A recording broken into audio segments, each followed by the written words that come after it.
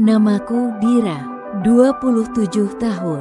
Sudah 3 tahun aku menikah dengan Arya, laki-laki yang dipilihkan oleh orang tuaku.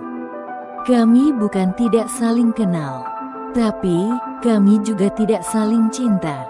Buat orang-orang, hidupku terlihat sempurna. Pernikahan mapan, rumah besar, dan suami pekerja keras. Tapi mereka tidak tahu, aku tidur di kamar yang selalu dingin. Bukan karena AC, tapi karena tidak ada sentuhan, tidak ada pelukan. Tidak ada kata sayang, bahkan sekadar obrolan ringan. Aku seperti tamu di rumahku sendiri. Dan hari itu, semuanya berubah. Pertemuan dengan dia, Ray. Hari itu, aku datang ke toko buku tua yang dulu sering aku kunjungi sebelum menikah. Di sana, aku bertemu dengan Ray, mantan teman kuliah yang dulu sering bantu aku ngerjain skripsi. "Kamu masih suka baca buku psikologi?" tanyanya sambil tersenyum. Aku tertawa pelan. Sudah lama sekali tak ada yang bertanya padaku seperti itu. Kami ngobrol lama, rasanya ringan, seperti aku kembali menjadi versi diriku sebelum menikah. Pernikahan tanpa kehangatan. Arya jarang di rumah. Bahkan saat di rumah pun, dia hanya sibuk dengan laptop atau ponsel. Kami seperti dua orang asing yang tinggal di atap yang sama. Pernah aku tanya, "Arya, kamu masih cinta aku enggak?" Dia hanya diam.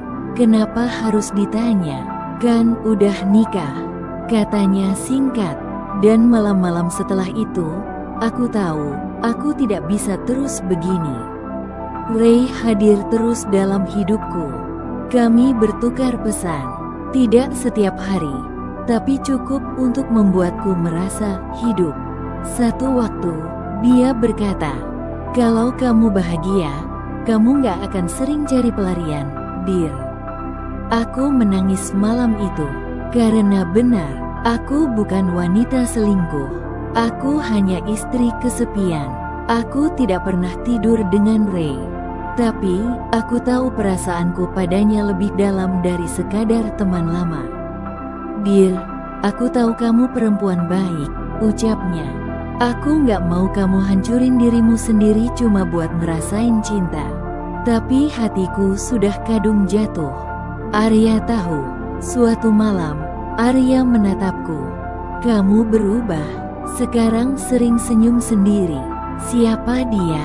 tanyanya. Aku tidak menjawab.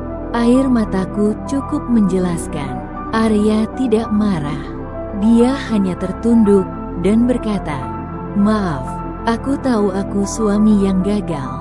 Aku pikir cukup dengan materi." Dan untuk pertama kalinya, kami bicara dari hati ke hati. Akhirnya, aku pilih diriku sendiri. Aku tidak memilih Ray. Dan aku tidak langsung meninggalkan Arya. Tapi aku memilih diriku. Aku meminta waktu. Aku meminta ruang. Beberapa bulan kemudian, kami sepakat untuk pisah baik-baik. Bukan karena Ray, tapi karena aku tidak bisa lagi menjalani hidup yang kosong. Sekarang, aku tinggal sendiri. Masih membaca buku, masih ke toko buku yang sama. Kadang masih chatting dengan Ray, tapi aku belum membuka hati lagi. Aku belajar bahwa menjadi istri bukan berarti mengorbankan semuanya. Dan mencintai seseorang tidak boleh membuatmu kehilangan dirimu sendiri.